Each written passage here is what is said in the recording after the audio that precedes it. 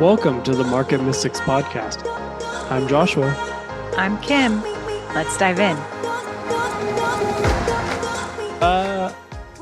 What do you think about courage?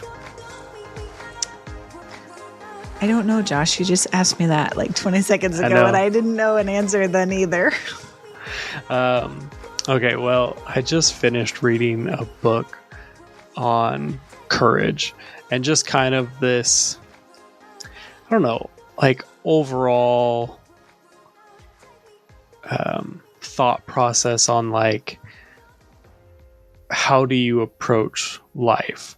And it gave some like examples of like Charles de Gaulle and Anne Frank and just people who did extraordinary things in the face of like, don't do this isn't going to work. Or even just like people who stood up for something they believed in at work. Like the author gave an example of the company he was working for was kind of on the edge of going under, and his boss started asking him to do some things that he thought was unethical.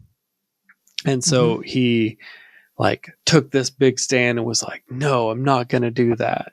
And he's like, I really thought I was like standing up for something. And then he's like, a week later, I saw all that same stuff happen anyways. It just happened with somebody else, like someone else decided to do it. Yeah, so I think really like my mindset when I go to like courage is like looking at fear and saying, I'm going to do what I believe in, even though this is scary. I don't know. Does that raise anything in you? I mean, it just raised my eyebrows for sure. But it kind of, I don't know, it made me think I'm just going to get weird about it, because it's not really thinking about courage as much as it is about the fear and what an illusion fear can be. Mm-hmm. Like it gets presented sometimes in front of you like it's this impassable barrier. And when you come face to face with it and you partner with that courage anyway, and you go, no, I'm doing this anyway. It's wild when you walk through it, because sometimes it will just almost disappear like a mist. Mm-hmm. You know what I mean? Like it's almost an illusion so many times. Not that fear isn't real. It is a very real response that happens in your body. It causes chemical reactions. It causes your body to function certain ways. It causes your mind to work a certain way, and your spirit can partner with that as well. Yeah. It's a very real thing. But I think courage or bravery, and I don't know if you consider them similar or the same things, can really challenge those things. Mm-hmm. And then teach or reteach your body how to respond to that when it's faced with that, and reteach your mind, will, and emotions how to deal with that when you're faced with it, and your spirit. And that's a fascinating thing. Yeah. Yeah. I was just, okay. So before we started recording, you and I were having a conversation about cryptocurrency, and, a couple days ago, the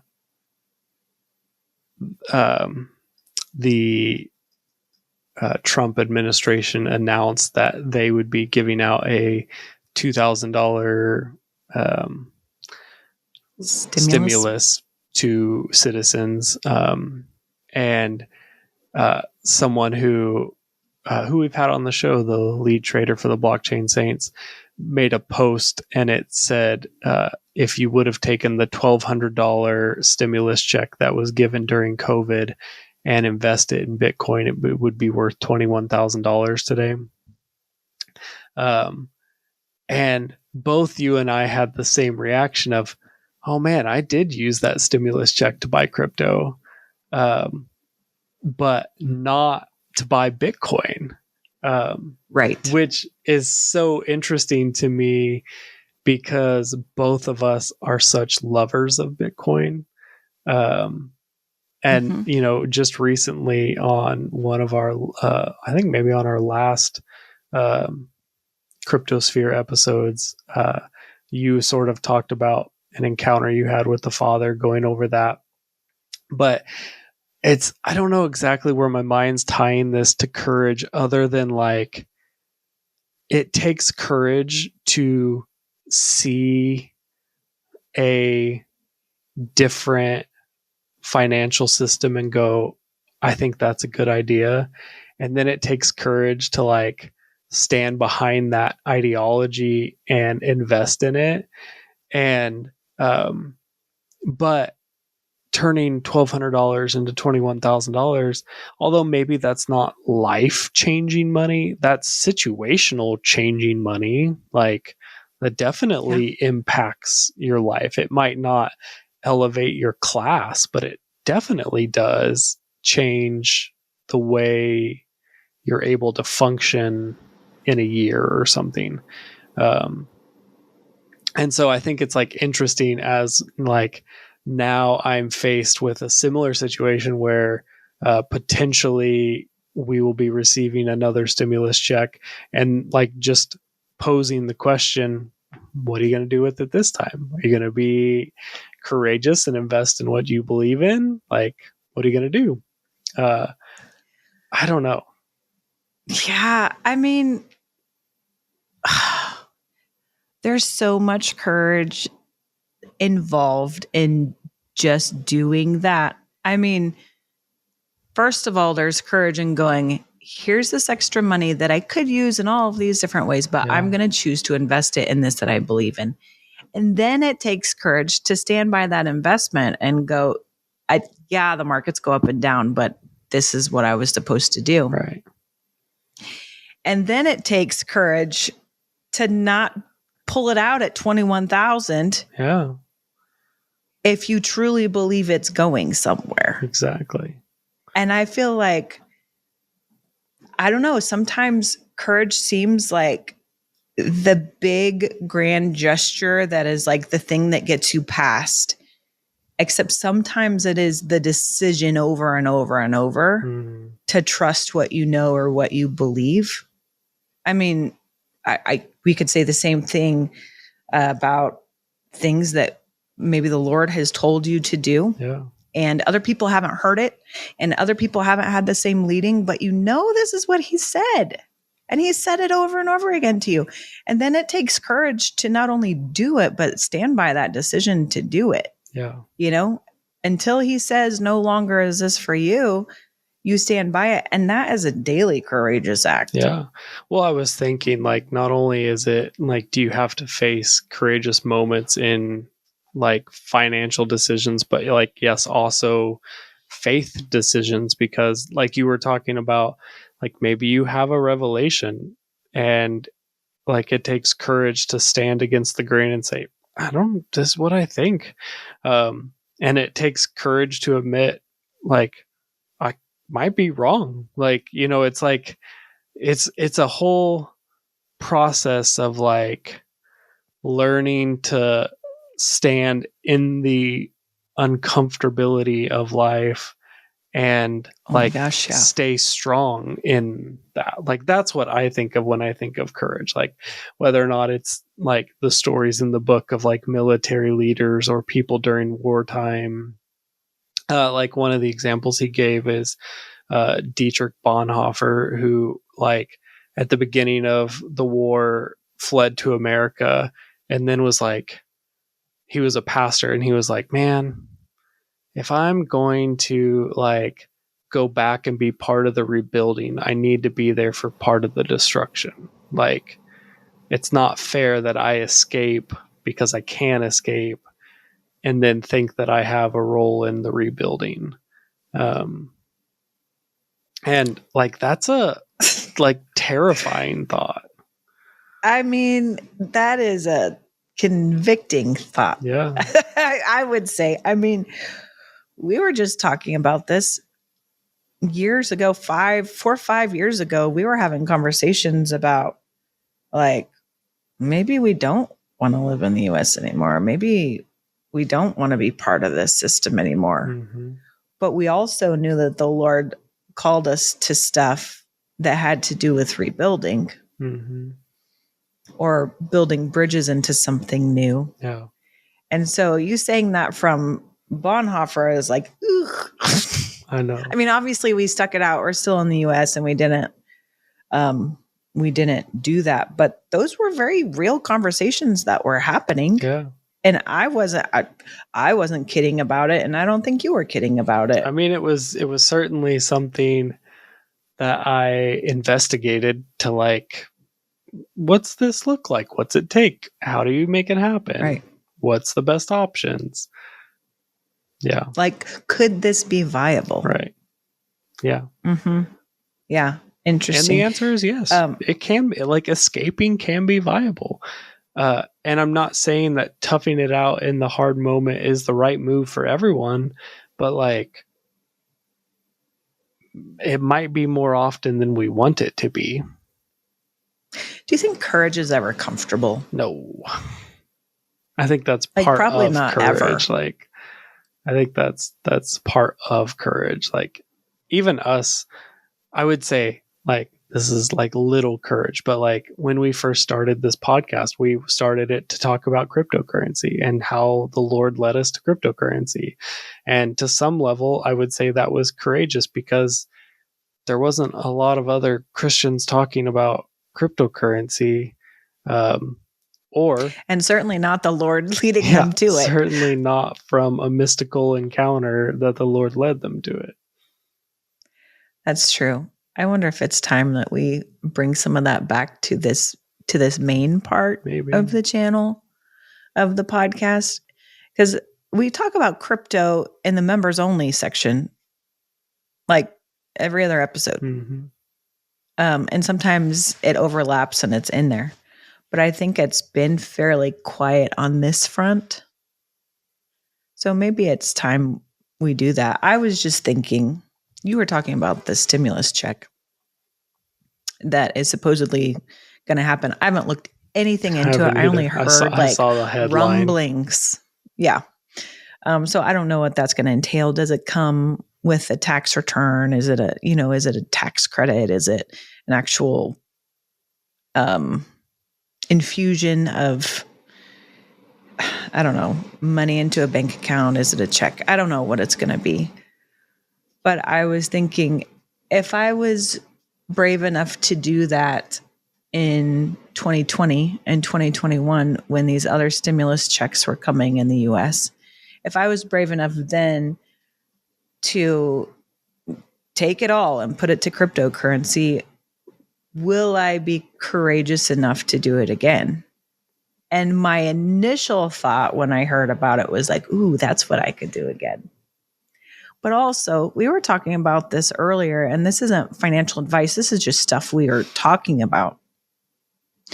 When the printing presses were, like, I can't make the sound. Like, whir, right? When they start whirring, the value of the dollar goes down. And when the value of the dollar goes down, oftentimes the value of other things in other markets go up. Mm-hmm. And this might just be a really timely little moment to talk about that. I wouldn't tell anyone else that they should go take any infusion they have and dump it all into crypto. But I would tell people that maybe you should ask the Lord what you should do. And I don't think it's so far-fetched. Like you said this, when we started this crypto podcast, Market Mystics was about crypto markets and us being mystics being led to those markets. Mm-hmm. Like, just how short we got little the name. synopsis. That's how we got the name. So it's not so far-fetched for us to say now, and still, maybe the Lord could lead you in the direction he wants you to go with this. But also, maybe decide you're going to have courage or consider stepping into courage to do whatever he's leading you to do. Right. Which might be crypto. He might say, yeah, let's do it. And he might go, you need to stay away from that.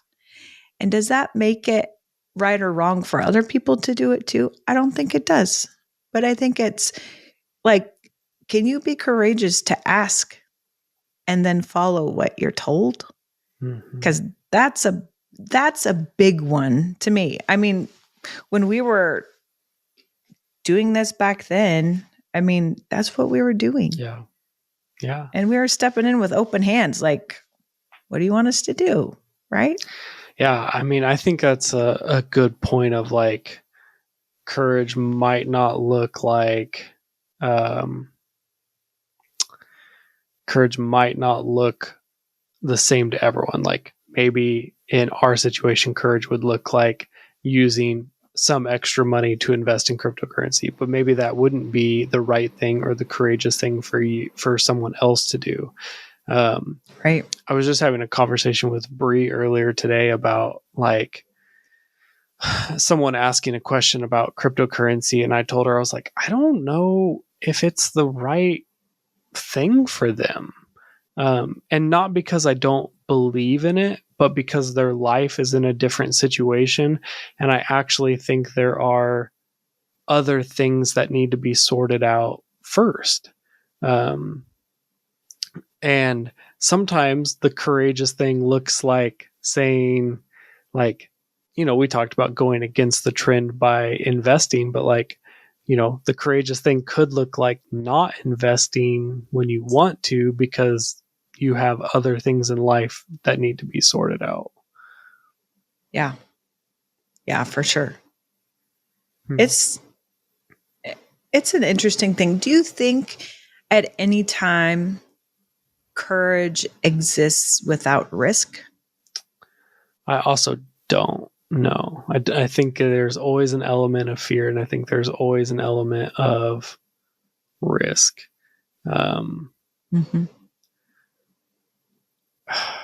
I mean, I don't know if it's risk or if it's trust. And they kind of like, I don't know, kind of volley back and forth. I suppose it depends what your perspective is on whether or not it is perceived as fear or perceived as risk.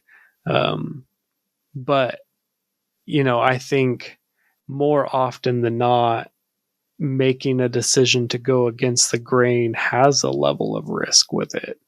And maybe you don't perceive it as risk because you believe in it so heavily that there's just no other option you would do. But, you know, I think most people might consider it a level of risk. That's interesting. At what point do you think something like that turns from risk to just trust?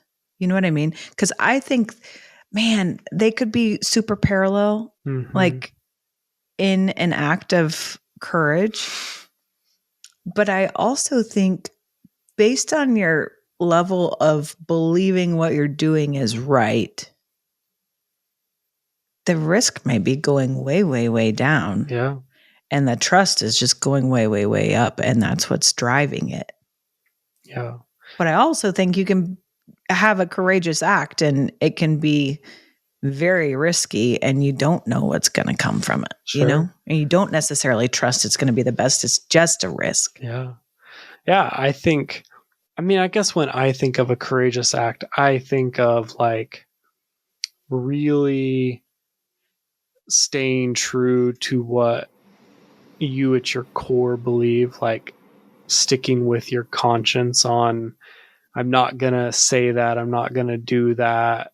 I'm going to stand up for that person that's being marginalized, like whatever it is, like, and I think sometimes that can be done totally blindly where you're just like, I'm just doing this because this is what I believe I'm supposed to do. And so you don't see any risk involved. You're just like, no, this is what I'm supposed to do. So I'm just going to do it. And then I think, at that point, that is like a level of trust of like, whatever happens. This is what I'm supposed to do. So I don't know. I think there's elements of both in it. And we talk about this all the time, but I think it has to do with your perception of it. Like, what do you actually believe about what's happening? That's interesting. I would say yes, but also at what level is fear able to play into it? Right? Because I think the less you see the fear, the less the fear, the more it is trust. Probably the more there's fear, the more it seems like a huge risk. Sure. Yeah. Right? Because then there's fear of failure, fear of death, fear of being hurt, fear of hurting others, fear of whatever. Right. That's an interesting thing too. I feel like there's like a gauge, like there's a spectrum, and like, here's your fear. Yeah. Here's your courage. Here's your trust. Like, I do think that there is, it is levels like that. Yeah. I don't know. I don't know where it breaks, and I'm sure it just has to do, like, it's very individual. Like, what would be a courageous, trusting act for one person might be a courageous, fearful act for another person. And maybe the only difference between those two is just who we are and how we see it. Maybe. And here's another question. I'm just going to really dig into this word.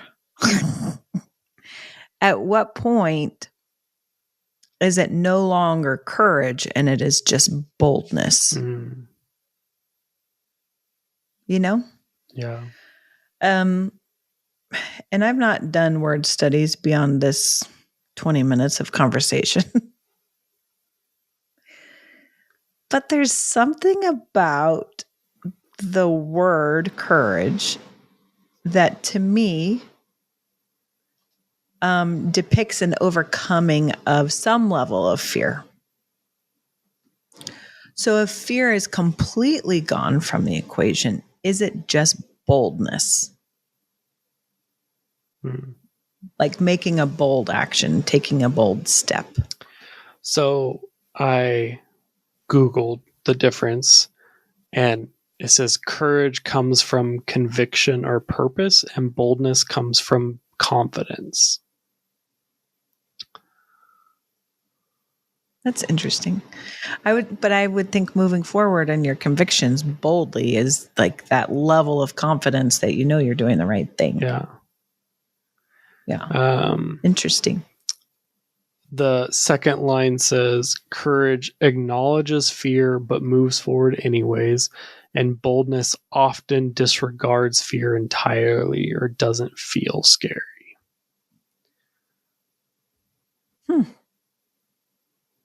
Interesting. Yeah. And then the next line says courage has a moral or emotional component, and boldness can be admirable or reckless depending on the context. Yeah. Yeah, I would agree. Yeah. Great job, Google. Yeah. It's really, we just recording this on the spot. So,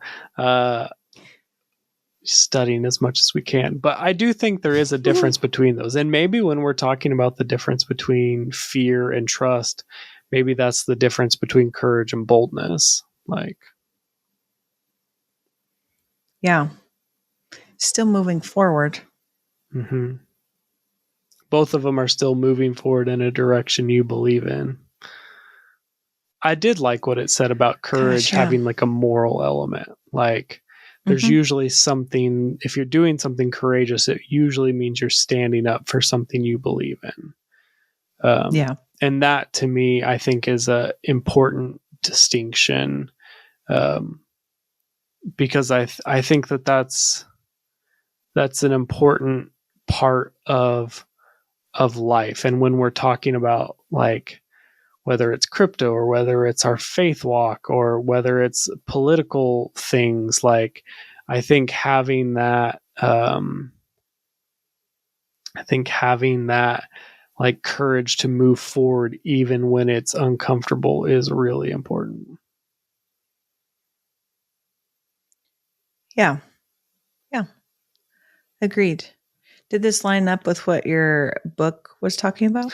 Yeah, I mean, for the most part, I would say the book just gave a whole bunch of examples of people who made courageous acts and, like, you know, their conversations about it. And, you know, some of them did it totally terrified and some of them did it like boldly. Yeah. Yeah. Yeah. Huh. Yeah. Interesting. Really interesting. I think what I'm coming out of this with is the like lack of comfort that can be involved. 'Cause that convicts me. Like sometimes I do make an easy decision because there's some comfort that comes with it. Sure. You're sure of where you're going to land. It may not have such impact and it may not actually move you anywhere, but there's some comfort in knowing what the outcome is going to be. And I just don't think I was made for that. Yeah.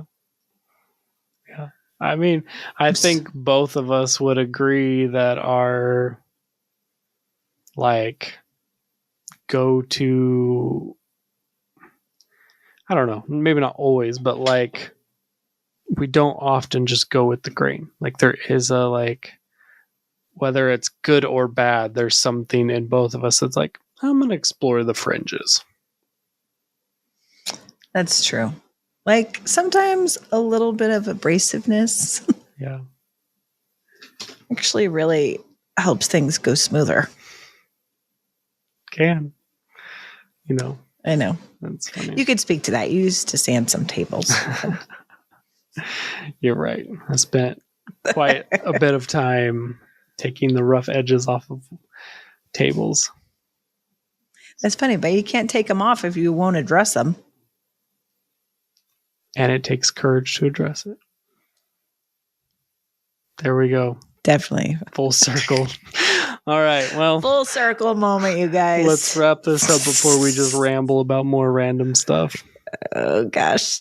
It's what we do. It is what we do. Hey, I appreciate you guys being with us. Yeah. We brought up several things today that happened on members only episodes. So if you're listening on YouTube, consider becoming a member and checking out some of those episodes that happened. And like Kim said, maybe it's time we start bringing a few more of those to the main one. The crypto bits. That's very clever. Also, let me just put a little plug in for the Discord channel. It's in the show notes. You can just click on it and join in really easily. But there's some conversations that go on over there, and it's great. It's so good to connect with you guys. Mm-hmm. Because, I mean, right now we get to talk to each other, and we know that somebody's out there listening. But like a subjective conversation is oftentimes so good when it could be only objective. And I don't know. I like connecting with people. So hop over there too and say hey. Absolutely. Okay.